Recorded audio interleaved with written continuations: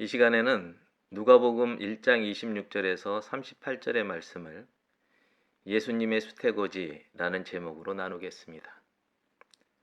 먼저 26절에서 29절입니다. 여섯째 달에 천사 가브리엘이 하나님의 보내심을 받아 갈릴리 나사렛이란 동네에 가서 다윗의 자손 요셉이라 하는 사람과 약혼한 처녀에게 이르니 그 처녀의 이름은 마리아라. 그에게 들어가 이르되 은혜를 받은 자여 평안할지어다. 주께서 너와 함께 하시도다 하니 처녀가 그 말을 듣고 놀라 이런 인사가 어찌함인가 생각하매 마리아가 예수님을 잉태하는 사건은 세례 요한의 잉태로부터 6달이 지난 뒤에 생깁니다. 이번에도 천사 가브리엘이 소식을 전합니다. 그런데 27절을 보면 마리아의 약혼자 요셉의 이름이 거론됩니다. 그럼에도 불구하고 무슨 이유에서인지 가브리엘은 약혼자 요셉을 찾아오는 게 아니라 수태의 당사자인 마리아를 직접 찾아옵니다. 아마도 아직은 남편이 아니어서 그런지도 모르겠습니다. 또한 찾아오는 방법 역시 사가랴에게 보냄을 받았을 때와는 사뭇 다릅니다. 사가랴에게 가브리엘의 등장은 갑자기 나타나 향단 우편에 선 것으로 이루어졌습니다. 그에 비해서 마리아에게 가브리엘의 출현은 집으로 들어와서 마리아 앞에 이른 것으로 되어 있습니다. 그래서인지 마리아는 가브리엘의 출현이 아니라 그가 자신에게 한 말을 듣고 당황하게 됩니다. 가브리엘은 마리아를 향해 은혜를 받은 자여 평안할지어다 라고 말합니다. 여기서 은혜를 받았다는 표현은 과거의 어느 시점에 받은 은혜의 효력이 계속 지속돼서 현재에 이르렀다는 의미를 가집니다. 이 사건은 현재라는 시점에 막 일어나는 돌발적인 사건이 아닌 것이지요. 어쩌면 하나님의 계획 속에 이미 결정된 것이 이제 때가 차서 일어나는 그런 사건입니다.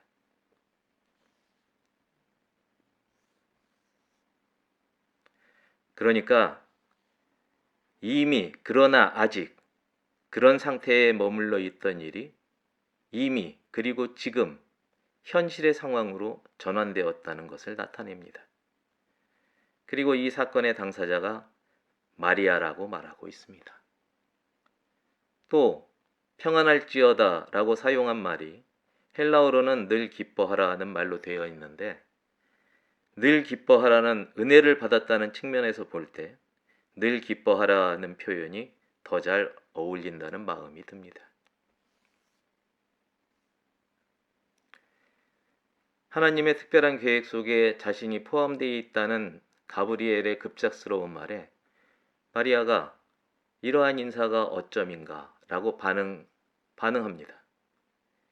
이러한 반응은 사가랴가 가브리엘의 등장에 멘붕이 되었던 상황과 비슷하다고 볼 수 있습니다.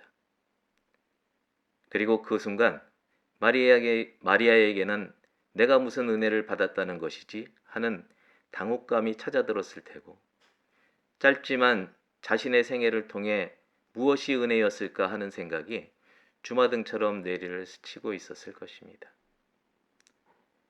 그러나 진정한 은혜가 하나님께서 함께 하심인 것에 근거한다면 마리아는 그 순간 자신이 어머니의 태에 들었을 때부터 지금까지 살아온 삶 자체가 모두 은혜였음을 불현듯 깨닫게 되었을지도 모릅니다. 우리의 인생도 여기에 많이 다르지 않습니다. 30절에서 33절입니다.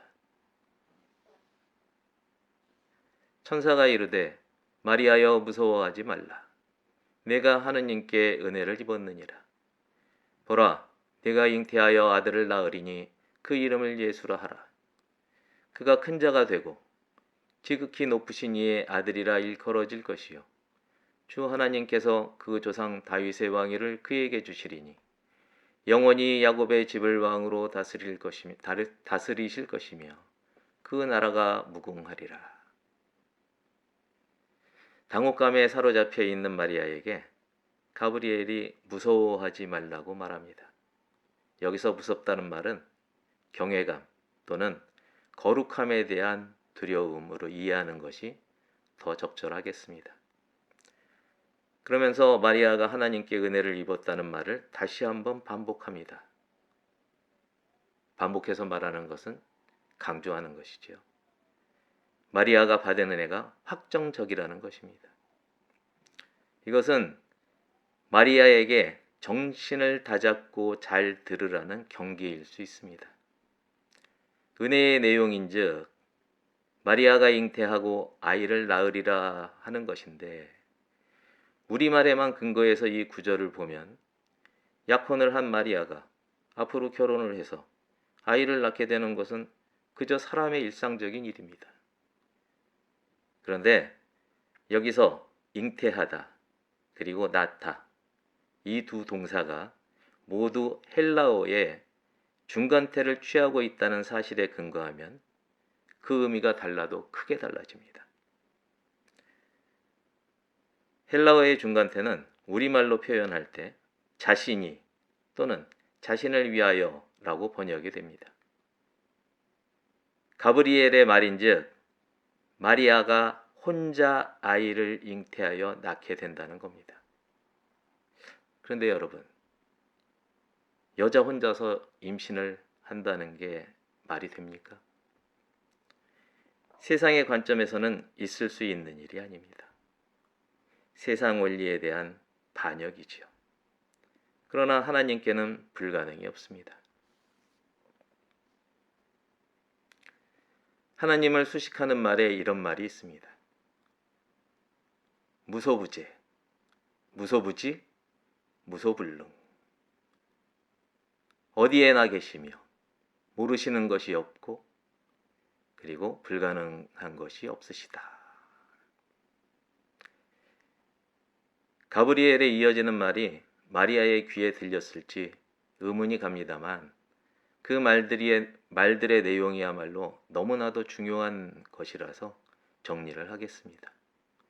첫째, 그는 하나님은 구원이시다 라는 뜻을 가진 예수라 이름 불릴 것입니다. 둘째, 그는 비교가 불가능하리만큼 큰 사람이 될 것입니다. 실제로 예수님은 전 인류의 죄를 떠안을 것 이상으로 크십니다. 할렐루야. 셋째, 그는 하나님의 아들이라 불릴 것입니다. 그러나 예수님은 사람이 인정하든 하지 않든 간에 실제로 하나님의 아들이십니다. 넷째, 그는 다윗의 영원한 왕위를 가질 것입니다. 다섯째, 그는 유대인의 왕이 될 것입니다. 여섯째, 그의 나라는 끝이 없을 것입니다.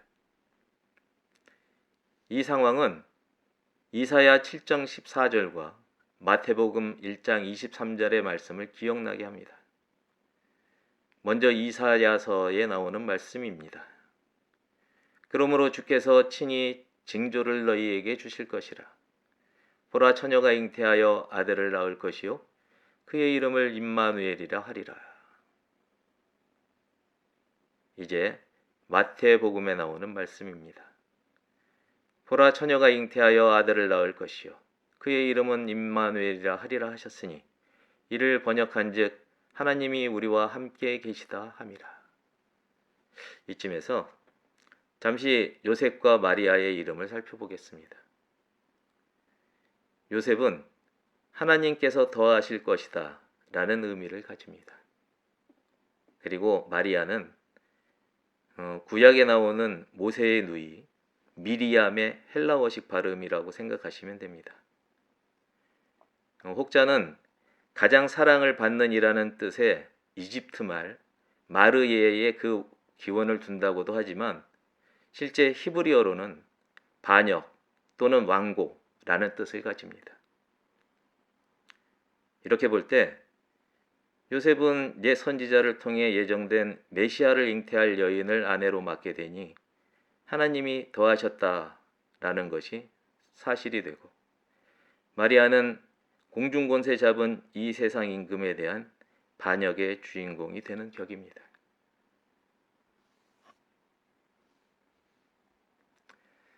34절에서 38절입니다. 마리아가 천사에게 말하되 나는 남자를 알지 못하니 어찌 일이 있으리이까. 천사가 대답하여 이르되 성령이 네게 임하시고 지극히 높으신 이의 능력이 너를 덮으시리니 이러므로 나실 바 거룩한 이는 하나님의 아들이라 일컬어지리라. 보라, 네 친족 엘리사벳도 늙어서 아들을 배었느니라. 본래 임신하지 못한다고 알려지니가 이미 6달이 되었나니 대저 하나님의 모든 말씀은 능하지 못하심이 없느니라. 마리아가 이르되 주의 여종이오니 말씀대로 내게 이루어지이다 하매 천사가 떠나가니라. 어리둥절해 있던 마리아가 가브리엘에게 질문을 던집니다. 여자가 남자 없이 어찌 아이를 가질 수 있다는 말입니까? 누가 마리아의 입장이 된다 하더라도 할 수밖에 없는 그런 질문입니다. 혹은 만약 마리아가 오경에 밝았다면 뱀을 향한 하나님의 저주가 기억났을지도 모릅니다. 창세기 3장 15절의 말씀입니다. 개역개정은 이 구절을 이렇게 번역합니다. 내가 너로 여자와 원수가 되게 하고 내 후손도 여자의 후손과 원수가 되게 하리니 여자의 후손은 내 머리를 상하게 할 것이요 너는 그의 발꿈치를 상하게 할 것이니라. 이에 비해서 공동 번역서의 개정판은 나는 너를 여자와 원수가 되게 하리라. 내 후손을 여자의 후손과 원수가 되게 하리라. 너는 그 발꿈치를 물려고 하다가 도리어 여자의 후손에게 머리를 밟히리라 라고 번역하고 있습니다. 저는 개인적으로 공동번역서 개정판의 번역이 마음에 듭니다. 창세기에 나오는 여자의 후손, 이사야 선지자가 전하는 처녀의 잉태, 가브리엘이 전하는 말, 은혜를 입은 자라거나 스스로 임신하여 아이를 낳을 것인데 그의 이름은 하나님은 구원이시다. 또는 나실 바 거룩한 이는 하나님의 아들이라 일컬어지리라. 이 모든 말은 같은 맥락을 가지고 있습니다. 모두 메시아의 탄생을 의미하고 있는 것이죠. 이 세상 임금에게는 반역에 해당하는 일일지언정 하나님이 함께 하시는 일이고 임마누엘의 사건이자 인류의 진정한 역사입니다.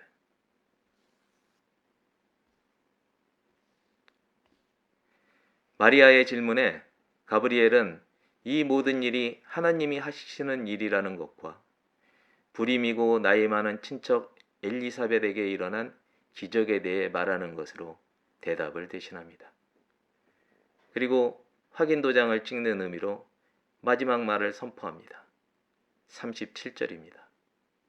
다 같이 소리내어 읽어봅시다. 대저 하나님의 모든 말씀은 능하지 못하심이 없느니라. 하나님을 수식하는 말을 다시 한번 떠올려 보겠습니다. 무소부재, 무소부지, 무소불능.